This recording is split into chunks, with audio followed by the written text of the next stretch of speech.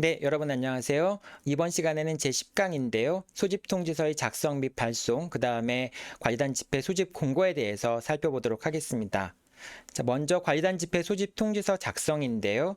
이제 관리단 집회 소집 통지서에는 반드시 표시할 안건, 그러니까 이제 결의할 안건이라든지 그 다음에 위임장 양식, 서면 결의서 양식 등을 확정한 후에 이를 이제 소집 통지서에 포함시켜야 됩니다. 그리고 결의사항이 공용 부분 변경이거나 규약의 설정 변경 폐지인 경우 또는 재건축의 결의이거나 일부 멸실의 경우에는 이제 복구에 관한 사항까지 그 의안 및 계획의 내용도 명시적으로 포함돼야 됩니다. 그러니까 단순히 뭐 공용 부분을 변경한다 이런 것에 대한 동의만 받는 것이 아니라 공용 부분을 변경하려면은 어떻게 공사를 하고 어떻게 변경할 것인가 이런 세부적인 내용까지 포함시켜야 된다라고 하는 겁니다. 그 다음에 이제 관리단 집회가 규약을 개정하거나 제정하기 위한 목적으로 관리단 집회가 소집되는 경우들도 있을 수 있겠죠. 자, 이런 경우에는 그 관리단 집회에 에서 결정하기 위한 규약안이라든지 또는 개정에 관한 사항이라든지 이런 내용들까지 정확히 표시해서 소집통지서에 발송을 해야 됩니다. 자, 그러면 이제 소집통지서의 내용을 이렇게 작성을 했을 때 언제까지 소집통지를 발송을 해야 되느냐라고 한다면은 관리단 집회 개최일로부터 7일 전에 이제 소집통지서를 발송을 해야 됩니다. 예를 들면은 관리단 집회 개최일이 3월 17일인 경우가 있을 수 있겠죠. 이제 그로부터 일주일 전까지 이제 관리단 집회 소집통지서를 발송을 해야 되는데, 자, 이 경우에는 일단은 17일은 뺍니다. 17일은 빼고 그 전에 이제 16일부터 7일을 산정을 합니다. 그래서 그 전날로부터 일주일에 해당하는 날이 3월 10일이 되겠죠. 그러니까 3월 10일이 7일째가 되는 날이 되겠죠. 그래서 7일 전에, 그러니까 즉 3월 10일 전에 발송을 해야 되니까 늦어도 3월 9일까지는 발송이 돼야 됩니다. 그러니까 3월 9일 영업시간 내에 발송이 돼야 된다는 걸 의미하겠죠. 요 관리단 집회 개최일이라고 하는 것은 규약으로 달리 정할 수도 있는데 통상적으로는 7일 전에 이제 일주일 전에 발송을 해야 된다라고 하는 것이 통상적인 경우이니까 조금 넉넉하게 하루 이틀 정도는 넉넉하게 발송하시는 게 더 좋겠죠. 자, 그러면 소집 통지의 상대방이 누구냐? 일단 기본적으로 이제 구분 소유자한테 소집 통지를 하게 됩니다. 관리단이라고 하는 단체의 구성원은 구분 소유자만이 단체의 구성원이 되는 것이죠. 그렇기 때문에 구분 소유자에게 소집 통지를 하면 되고요. 이제 임차인이 의결권 행사할 수 있는 사안, 즉 관리인의 선임이라든지 관리위원회 선임, 공용 부분의 관리에 관한 사항이나 회계 감사에 관한 사항, 이런 경우에는 임차인도 의결권을 행사할 수 있는 사항이지만은 이런 경우라고 하더라도 통지의 상대방은 구분 소유자가 된다라고 생각하시면 됩니다. 하지만은 이제 구분 소유자한테 통지했을 경우에 구분 소유자가 의결권을 행사하지 않는 경우라면은 임차인이라도 의결권을 행사하면은 결의 성립에 훨씬 도움이 될 수 있겠죠. 그래서 임차인에게도 이해관계가 있을 수도 있고 또 임차인이 의결권 행사할 수 있는 경우도 있으니까 전유 부분 구분 소유자한테 통지를 하면서도 반드시 전유 부분 내에 소집 통지서를 발송을 하거나 건물 내에 적당한 장소에 이제 소집에 관한 공고문을 게시하시는 게 바람직하다고 볼 수 있습니다.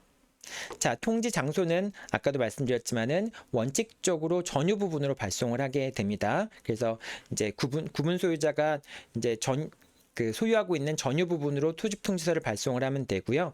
다만 이제 구분 소유자가 별도의 주소를 제출한 경우에는 그런 경우에는 해당 주소지로 소집 통지서를 발송을 하면 됩니다. 자, 소집 통지서의 발송과 동시에 건물 내에 적당한 장소에 소집 통지서를 게시하는 것이 바람직합니다. 이건 좀 약간 그 집합건물법의 내용이 복잡하게 규정이 되어 있는데요.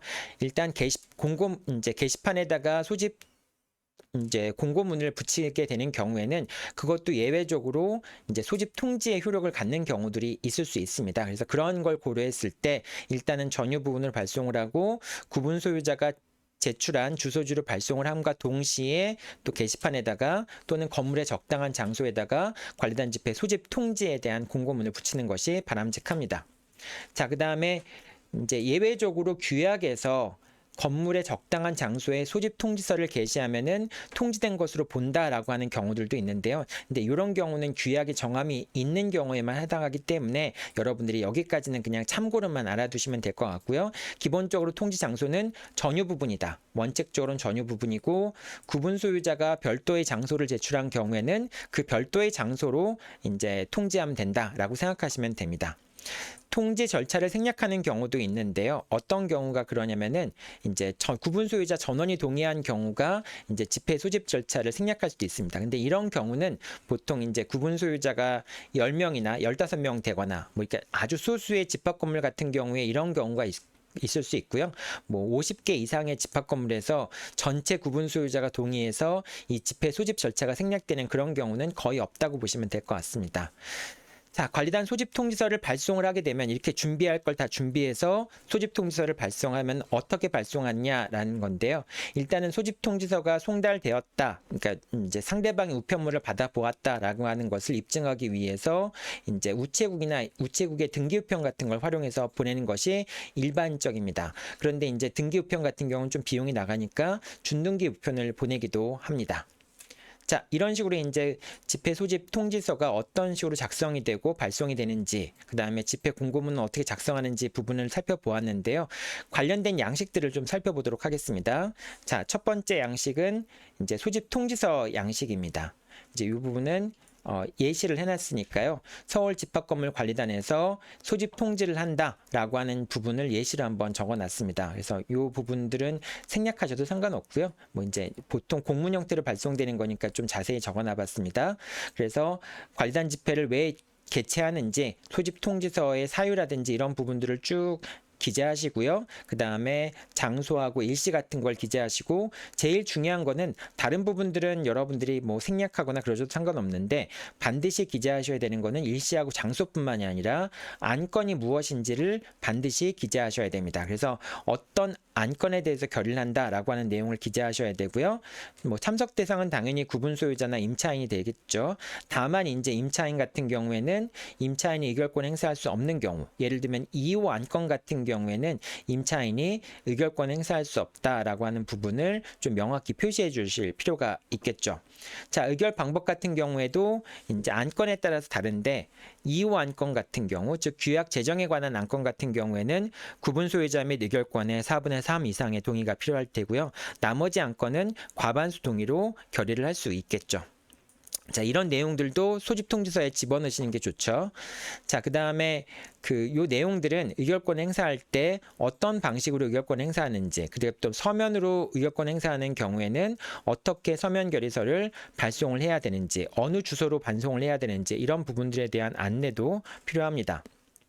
그 다음에 지참물이라고 해서 관리단 집회를 참석하시는 분들은 신분증 같은 거를 지참하셔야 된다. 그래야지만 이제 구분 소유자인지 여부 또는 임차인인지 여부를 확인할 수가 있겠죠. 그래서 지참물 같은 것도 이제 기재를 하셔야 되고요.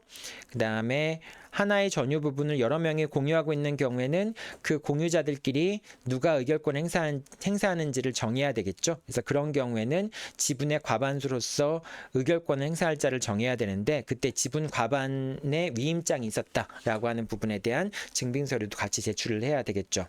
자, 문의사항이 있을 때는 이제 관리단 사무소로 이제 연락을 하거나, 만약 구분 소유자의 5분의 1이 관리단 집회를 개최하는 경우라고 한다면은 그 구분 소유자 대표자라는 사람으로 이제 구분 소유자의 대표자 주소나 이메일 같은 것들을 게시해서 이제 관리단 집회의 소집에 대한 절차에 대해서 문의할 수 있도록 하는 게 바람직하겠죠.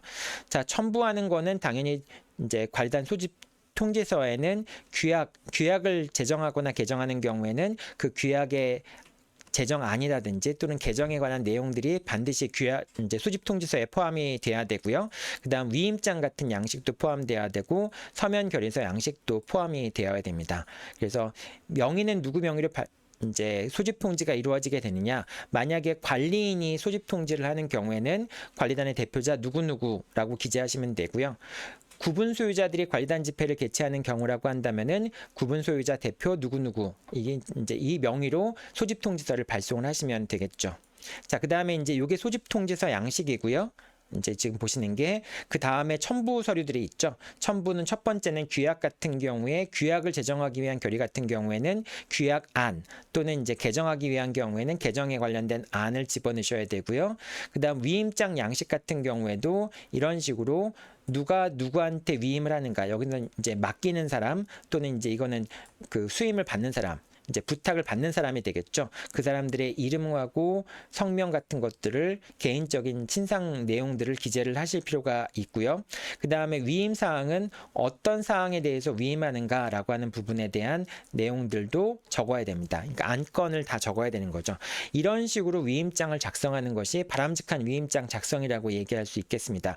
단순히 그냥 앞으로 관리단 집회에서 이루어지는 모든 안건에 대해서 위임한다, 이런 식으로 포괄적으로 위임하는 것은 바람직하지는 않습니다. 자, 서면 결의서 양식도 거의 크게 다를 건 없습니다. 자, 의결권을 행사하는 자만 기재하면 되고요. 그 다음에 각각의 안건에 대해서 나는 찬성한다, 반대한다, 또는 뭐 이제 관리인 선출의 건이라고 한다면은 누구를 관리인으로 선출하겠다, 이런 내용들을 기재해서 다시 관리단 쪽으로 반송을 하시면 됩니다. 자, 이런 식으로 이제 관리단 소집 통지서가 어떻게 작성이 되고 또 어떤 첨부서들이 이제 붙어야 되는지에 대한 말씀을 드렸고요. 그 다음에 소집 통지 장소라든지 상대방, 이런 부분도 말씀을 드렸습니다. 자, 이렇게 이제 제일 중요한 부분이 관리단 집회에서 이 소집 통지서를 작성하고 소집 통지서를 발송하는 그 과정들이 제일 어려운 작업이고 제일 중요한 작업이라고 볼 수가 있겠습니다. 자, 그 다음부터는 어떻게 관리단 집회를 준비해야 되는지 부분에 대해서 살펴보도록 하겠습니다. 네, 수고하셨습니다.